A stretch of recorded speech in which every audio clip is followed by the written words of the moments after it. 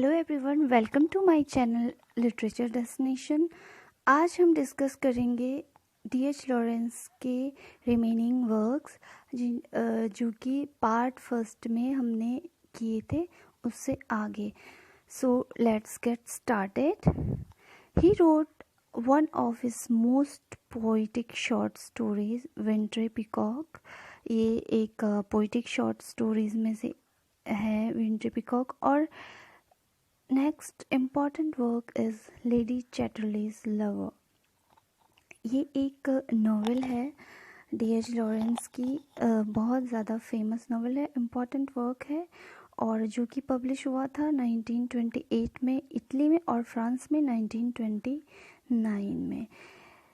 ये जो स्टोरी है इस नॉवेल की एक यंग मैरिड वीमेन की है जो कि एक अपर क्लास हस्बैंड की वाइफ है जिनका नाम है क्लिफोर्ड चैटरली, जिसको नोवेल में डिस्क्राइब किया गया है एक हैंडसम मैन जो कि वेल बिल्ड मैन है लेकिन पैरालाइज्ड है। अपने वेस्ट से जो नीचे का पार्ट है वॉर में इंजरी की वजह से पैरालाइज हो गया था।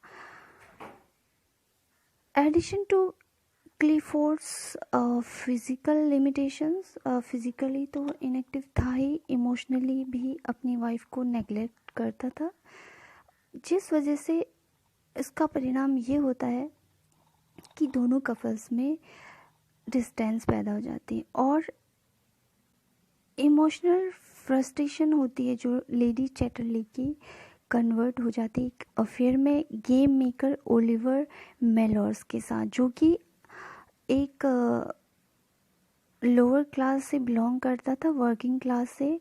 और इस नोवेल में बेसिकली ये दिखाया गया कि कैसे ये हाईलाइट करता है ये नोवेल कि कैसे अपर क्लास सोसाइटी जो कि एक इंटेलेक्चुअल वर्ग को बिलोंग करता है, वर्किंग क्लास के ऊपर कैसे डोमिनेट होता है, जो कि अनफेयर है।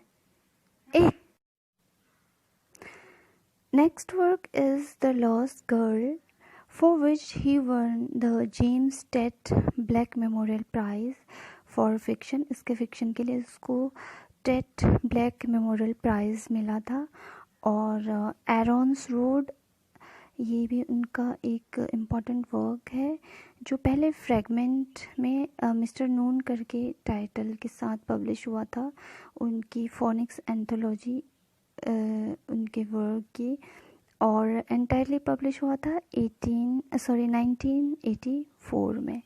ही एक्सपेरिमेंटेड राइटिंग नॉवेलाज भी उन्होंने ट्राई किए थे, the captain doll, the fox, the lady bird. In addition to some of his short stories were issued in collection England, my England and other stories, इनकी शॉर्ट स्टोरीज कलेक्शन है। During these years Lawrence also wrote poem about natural world पे भी उन्होंने कुछ poem लिखी थी, जिनमें से मेन है birds, beast and flowers. Lawrence is often considered one of the finest travel writer in English. Sea and Sardinia ये डिस्क्राइब करती है जर्नी, एक जर्नी को जो कि 1921 में की जर्नी है और फोकस करती है सार्डिनिया के पीपल्स की लाइफ पर।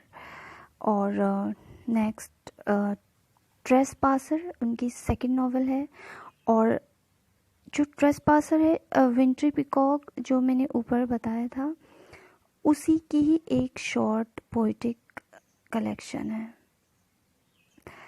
और lady Chatterley's lover, women in love, the rainbow, studies classic American literature, sons and lovers, Aaron's rod, white peacock, mister noon, kangaroo, the plumed serpent, ये इनके।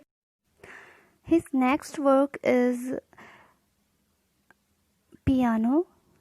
1913 का एक कलेक्शन है लव पोएम एंड अदर्स, जिसमें ये appear हुई थी। Lyrical poem है एक जो एक्सप्लोर करती है how the speakers childhood memories rush back, कैसे अचानक उनकी चाइल्डहुड मेमोरीज आती हैं। एक विमेन जो कि उसके म्यूज़िक को देखे जो गा रही थी, जैन 30 2017 के टाइम में कोई विमेन एक गाना गा रही थी, उसको देख के उनकी चाइल्डहुड मेमोरीज बैक आती हैं। और sons and lovers autobiographical novel है 1913, हमने ऊपर इसको डिस्कस कर चुके हैं। और 1915 द रेनबो और विमेन इन लव 1920, इनको भी हमने ऊपर डिस्कस किया है। डॉटर्स ऑफ विकार, ये D.H. लॉरेंस का इम्पॉर्टेंट वर्क है, 2004 में पब्लिश हुआ था। और Lawrence composed the horse dealers daughter in the winter of 1916 and 1916 में इन्होंने कंपोज किया था और कंप्लीट हुआ उसी के नेक्स्ट ईयर मीन्स 1917 में हुआ होगा, under the title the miracle title था उसमें। और उनका नेक्स्ट नॉवेल है women in love and short story the rocking horse winner. ये इम्पॉर्टेंट वर्क है, इसलिए अगेन एंड अगेन ये रिपीट हो रहे हैं ताकि आप लोगों को अच्छे से मेमोराइज हो सके। D.H. Lawrence was highly influenced by American poet Walt Whitman. Walt Whitman का अच्छा खासा इन पे प्रभाव था।